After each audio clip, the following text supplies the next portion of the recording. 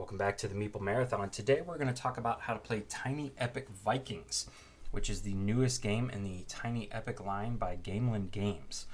This is an area control game where you are fighting over these runes, which are represented by these wooden tokens here on the board, as well as these that are on the favor cards. So the C, the N, and the F.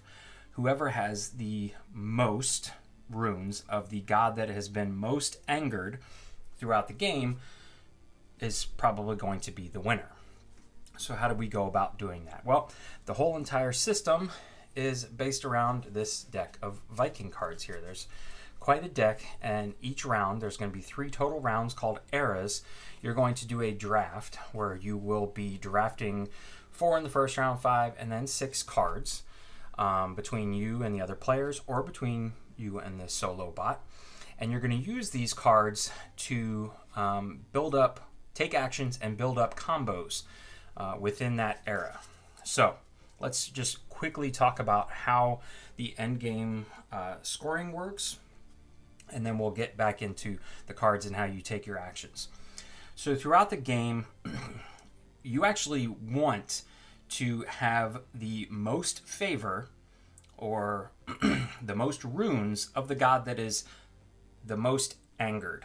So in Norse mythology, the gods would get angry and would smite people who had angered them. So you want to be in the best standing with these gods. As you take control of these islands, as you fight over them, you're going to be gaining control of these tokens and passing them back and forth. Anytime an island is fought over, it's going to anger that god. So if we were fighting over this N island, each time it changes hands or is taken off the island, you're going to increase this rage meter on Odin by 1. All right, and there's 6 total gods in the base box, plus the expansions and the mini shaman expansion and the Ragnarok expansion add even more gods. So there's a lot of variety in the gods you can play with in the game, and they just kind of passively sit in the background. Also, if you go into battle, generally their battles are going to be over these favor cards, which also, if you have, say, this card, you have double the favor of Freya here. So you're hoping that Freya is the most angry, but you have the most favor towards her, so you're going to score the most points at the end of the game. When you battle over these cards, the winner's going to gain the card, so they're going to gain the favor. The loser is going to, whoever that loser represented, whichever god they represented, is going to make the god even more mad. So it's an interesting push and pull mechanic, because if you were to win this double F card, say you were going up against someone who represented Odin, Odin's going to get more angry, and you're going to have to figure out a way to make Freya angry, because you actually want Freya, if say you were to have this card, you would want Freya to have the most anger at the end of the game. All right. So let's take a look at these Viking cards here. There are 3 important parts of the Viking card. Everything over here on the right side is really just a picture, flavor, the name. It's all flavor text basically. Each Viking card though has a rune or a god that they align with. So Nahal here, or Najal, would line up with Thor. Then he's got his fight value. So if he goes into battle, he's only bringing a value of 3. He's not a fighter. You can see he's a farmer, but he could still surprise you. Then you have right here in the middle is the action that Nahal or Najal can take when you play him down if you didn't use him in battle. If you simply play him for his action, you get this. And then if you have an N rune, which by playing him, you've given yourself a C rune, if you have an N rune, you can take this bonus action. So let's look at another card here. Here is Ulfid. Ulfid would give you a 4 plus battle plus any N's you have. So there's 1 right there. So she's at least a 5. She allows you to move settlers from island to island. And if you had an F rune, you could sail up to 2 times.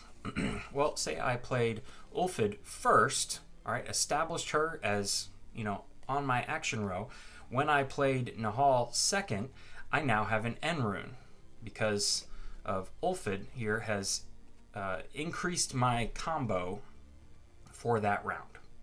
Okay, so there's the main things that you are paying attention to on the cards. And again, each round there's going to be a draft, and in the first round you're going to draft 4, then 5, then 6 cards. So you're going to have, 4 cards. Well, that's 5. 4 cards in front of you, and when it's your turn, you get to choose.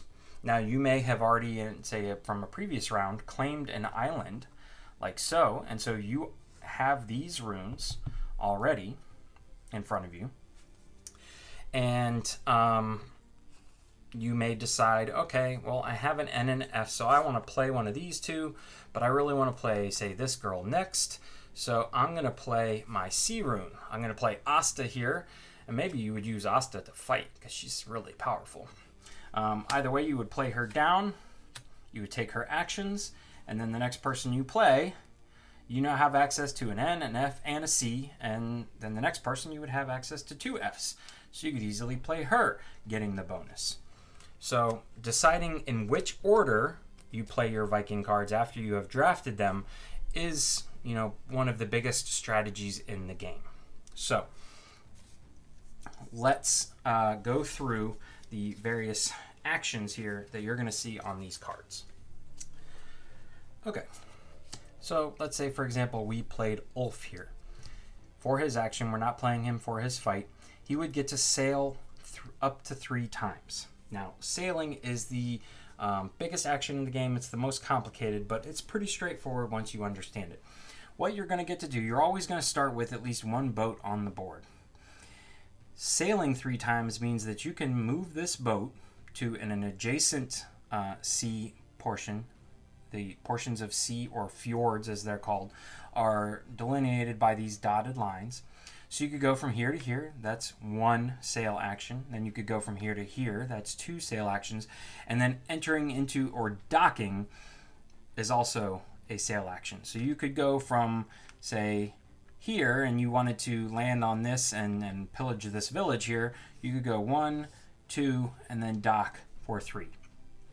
Or if you were already docked, departing is 1, moving is 2, and then you could end up over there. That's 3. You don't have to use your full amount of movement. You don't have to move 3 spaces. You could simply go from there to, or you could come off and there. So to come out of a port or come off of a dock and go into another one takes at least 2 movement, because you have to come out of the dock into a ford and then dock from there. Any time you sail, you can also deploy your settlers. So that's these little Viking pieces here, and they're going to help you establish what they call boots on the ground and influence on a particular island. So the same amount that you got to sail is the same amount you can deploy. So you can deploy up to 3 settlers with this action, which means you would take 3 settlers off here, you would put them on this island, and at this point, obviously, with no one else here, you would have influence, and you would claim that rune. But you have to pay to deploy your settlers. You have to make sure they are fed. So here on this bottom of your clan mat is your resource track, and you start the game with just 2 of everything. So you have 2 wheat or 2 food. So you could deploy 2 workers. You'd have to keep the 3rd one back on your clan mat. But that is the sail action. If when you deploy settlers, if you now have more settlers than an opposing player, you can kill off one of those settlers.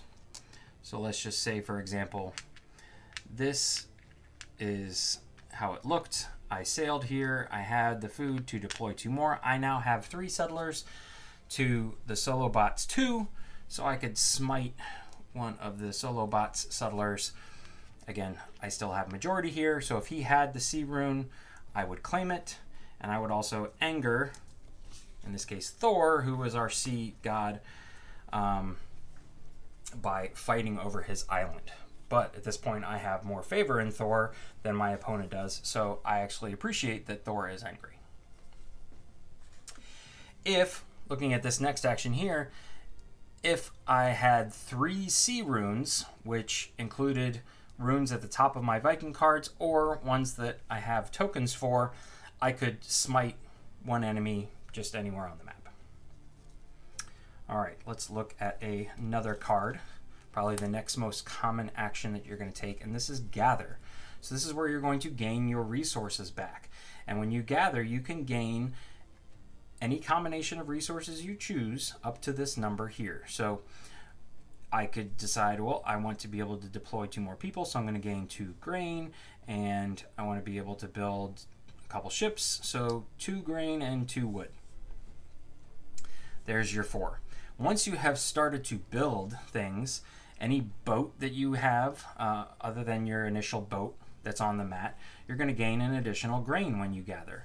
And any temple that you have out on the mat gains you an additional resource of your choice when you do the gather action. You can see down here now, this bonus action is based on how many N runes you have. So in this case, I would have 2 N runes because I've already played that Viking card. So I would get wheat times my N runes. So I would get 2 additional wheat if I already had an F out there. All right, let's look at our next card here. Probably the 3rd most common action is the build action. So this is when you will use your wood resource, and you will either build a boat or you will build a temple. To build something, you have to have some amount of influence, not the most, but you have to have someone on that island. So if you build a boat, right now I only have settlers on this one island, so this boat has to go into an empty dock attached to this island. I cannot just say stick it over there. Temples the same way. As long as you have at least 1 settler on an island, you can build a temple. You do not have to have the majority influence. The costs for these is listed below them, and you could build these in any order. So you could build your 7 cost temple first, but if you build your 5, you can't shift your 7 temple down to the 5 spot. They have to stay in their spots. Temples are like permanent influence structures that give you 4 influence in an area. So if I were to say build a temple here and then move all these settlers somewhere else, I still have majority influence here. He's only got 1. I've got 4 plus 2 with my ship is technically 6. Boats will provide you 2 influence as long as there are boots on the ground, which is a temple or a person. Boats cannot provide influence on them on their own, but a boat provides 2 influence and also allows you to move around the board, deploying your settlers, kicking other boats out, things like that. Here, if I have an F rune, I can actually draw the top card of the Viking deck, so the ones that were not drafted, and swap it out for 1 card in my hand if I so choose. So say I ended up with a card in the draft that I don't really know what I'm going to do with, I can swap it out. All right, up next here we have move a settler. So this is probably the 4th most common action. With a move settler, you simply follow the dotted lines and would move a settler from one island to the next. If, say, I had some settlers up here and I took this move settler action, this is move 2 settlers, and I moved both of these guys here, I now have more settlers than the blue person. I would smite this blue settler. Your move times 2 can either be 1 settler, say 2 islands over, or it can be 2 settlers, 1 movement each. Again, here at the bottom, if I had 3 Fs, I could smite another settler. Here is an action that we're just looking here at the bottom one, but this is the hardest action to accumulate based on the fact that you need 4 of the same rune type. If you can accomplish this, you can actually move your temple just like you would a worker or a settler. So if I say wanted to give up on this island and push up here because the end god, in this case Odin, is looking like he's going to end up more powerful, if I'm able to play this card and have 4 end runes in my possession, I can move my temple. The last action I want to talk about here is this action with the kind of shield and the arrow that looks like you're flipping the card over. This allows you to actually take the action here. So in this case, Sigrid would allow us to sail twice, moving our boat and deploying up to 2 settlers. And then down here means if we have 2 F runes, I could actually flip her over and start a battle with her. Or I could flip her over and put her into a battle if somebody else has already started one. Most of the time, if you start a battle, you're just going to play your card face down so that your opponents don't know what their strength is. They then decide, after you have say, I'm going to fight over this favor card here, they'll decide whether it's worth it for them, whether they want to try and oppose you, whether they just want to sacrifice some people to anger some gods. Once everybody has gone around and gone in or out, then you would flip these over. So in this case, people, if they were paying attention, would know Sigrid is a 5 plus the number of C runes you have. But if you're feeling confident, you can still use her action. Or if somebody else has already started a battle, you could say, all right, on my turn, I'm going to play Sigrid, take my 2 thing, but then I'm going to throw her in. So that's that last action there. So let's quickly just cover battling. It's quite simple and quite straightforward. Anytime you initiate a battle, you're going to choose, there actually would normally be 4 favor cards underneath here. You would choose one of the outside favor cards. So you cannot just start picking from the middle. You have to choose one of the 4 outside ones and say this would be a good one to choose. You would place it over here by the era mat, and then you would place your person, whoever you were choosing, face down in front of you. Then everybody else would take their turn. If they choose not to battle, they would take their turn as normal. If they say, we're to use Sigrid here, they could take their action and then flip their person over. Once it comes back around to you, then you're going to flip over and everyone else who's participating would flip over. In this case, Carl gives me a strength of 12. He's pretty mighty, but I have to pay 2 iron in order to use him. So hopefully my iron would be up here. I would pay my 2 iron, and there we go. Or, we briefly already touched on this, Liv here would give us 5, plus if I say had 3 F runes in front of me, she would be an 8. And there are some also, like Ulf here, who's times. So this would be 3 times N. Say I had 3 N runes in front of me, he would be a 9. I also would need to pay 1 steel in order to use him in battle. If you are successful, so let's say Carl here was successful, the successful player gains this card, so they're going to gain these 2 resources here, or in this case they would gain 4 resources listed, and then they can take this card and they're going to place it upside down into their clan mat here, and those are theirs.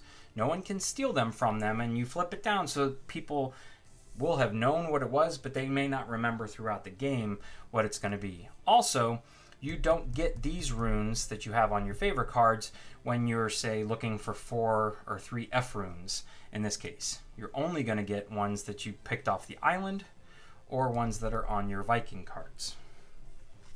If you lose the battle, so say we put Ulf in and we lost 12 to 9, we didn't quite have it, you get to do 2 things. One is you're going to anger the god who Ulf is aligned with.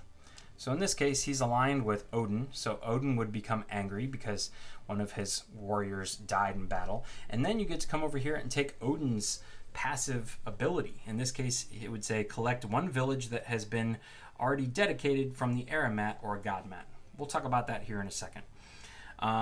For Freya, let's say you put out an F person and lost. Freya would allow you to move one of your settlers from your clan mat to an island of your choice. So you could just say drop them right there. So sometimes it's worth it for you to almost sacrifice somebody. This is Vikings, remember.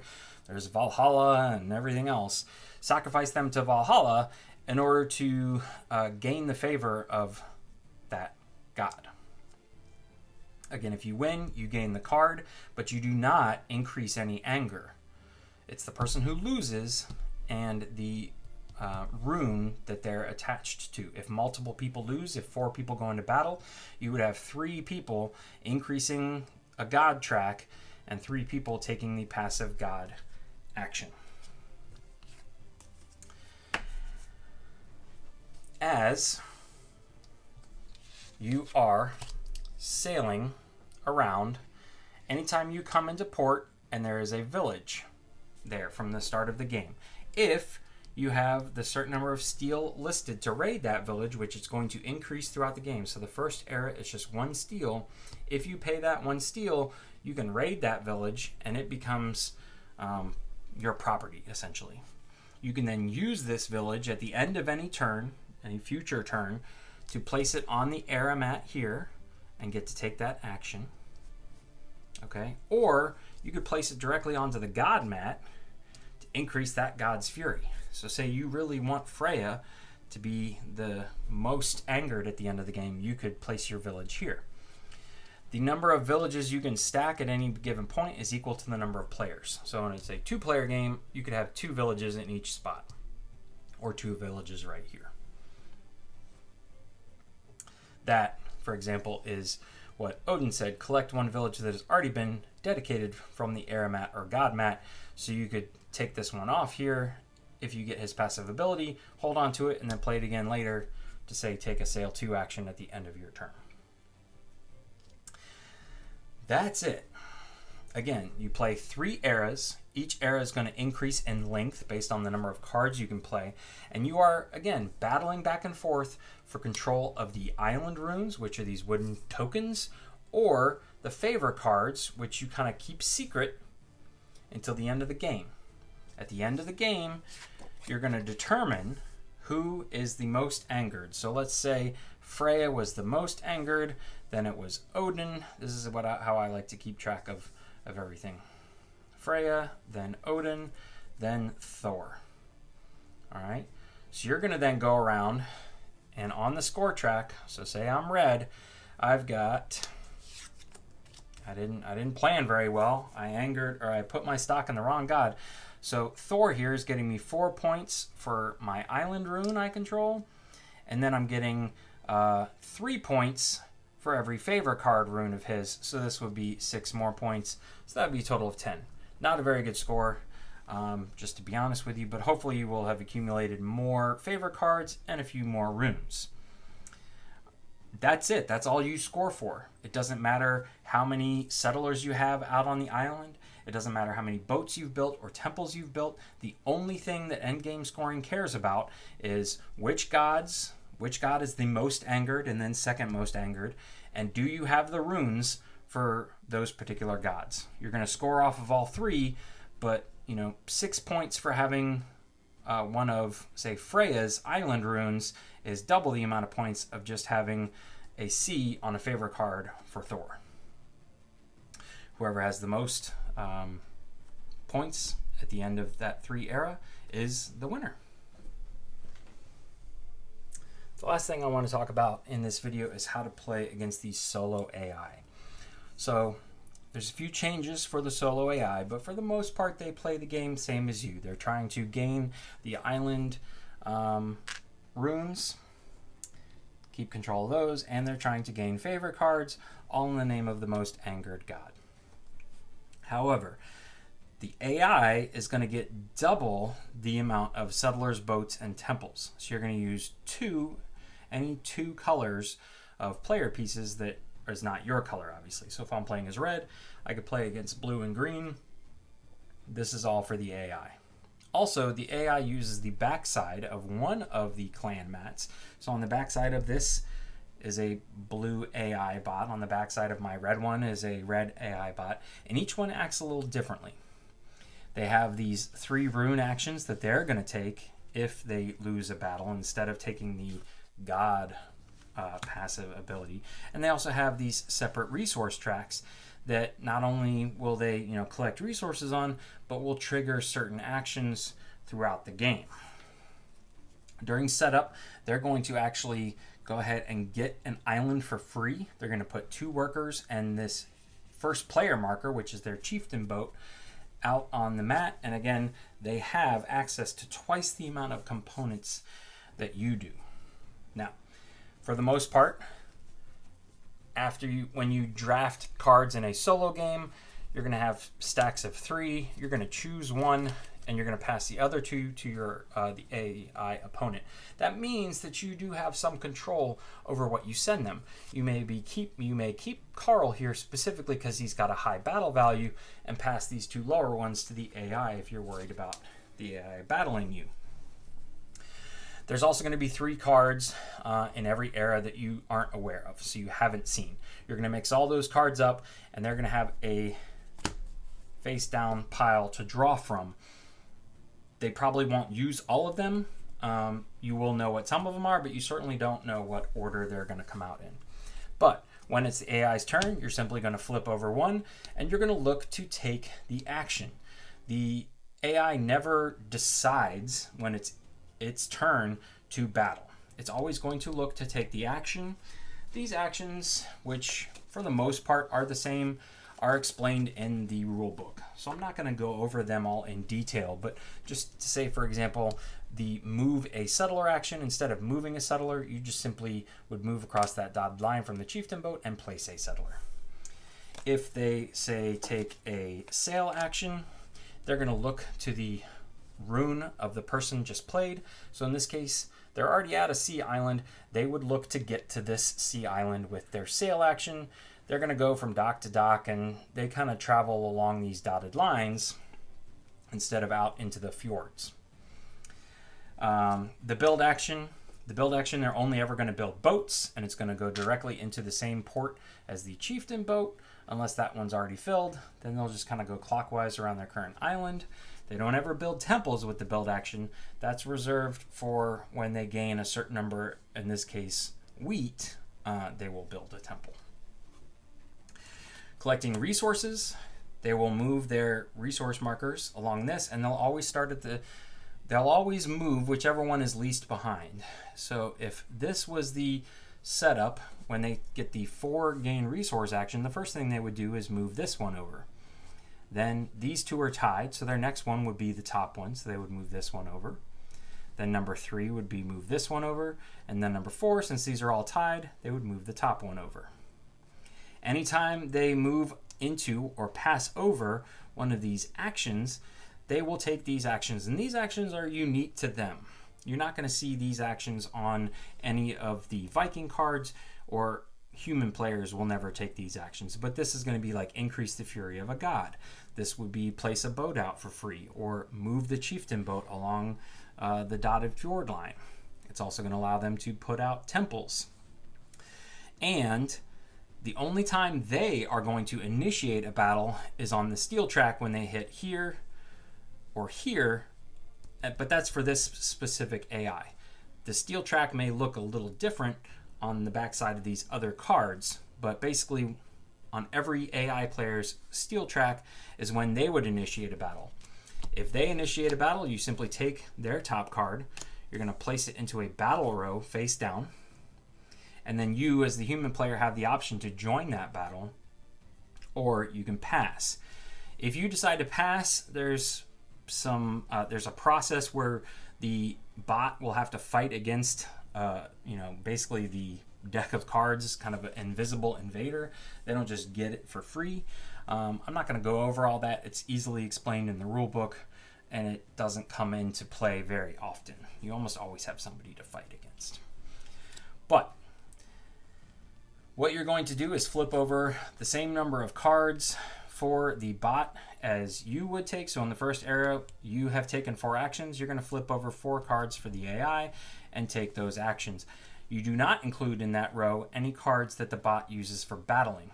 So if they join a battle that you started, or if they start their own battle, you have a separate row at the bottom or top of their row to keep track of the cards they've battled against, because they're still going to get these runes. If they played a card for battling, they're going to get access to those runes as well as the cards they play like normal. It does seem like the bot is cheating. Sometimes he gets twice as many things to put out on the map.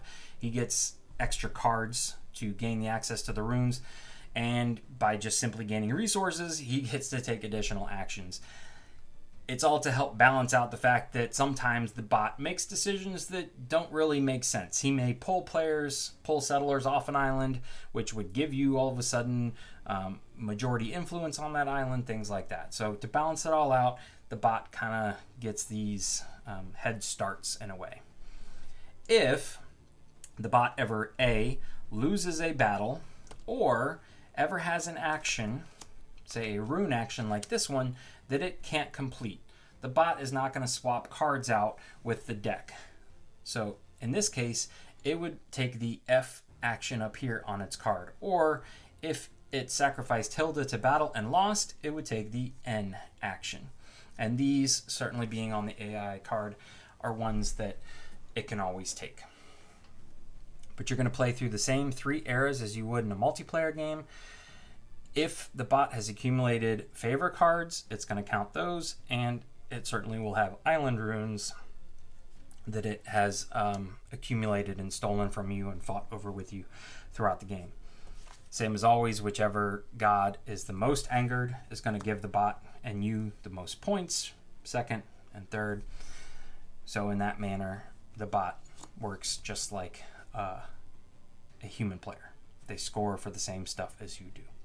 That's pretty much it. That's kind of a broad overview of how you play solo. Again, the specific actions that the bot takes are explained in plenty of good detail in the rule book. You're going to probably have to have this out the first couple times you play, simply to just, oh yeah, what does that symbol mean for the bot? Okay, oh, he does this. All right, he deploys people.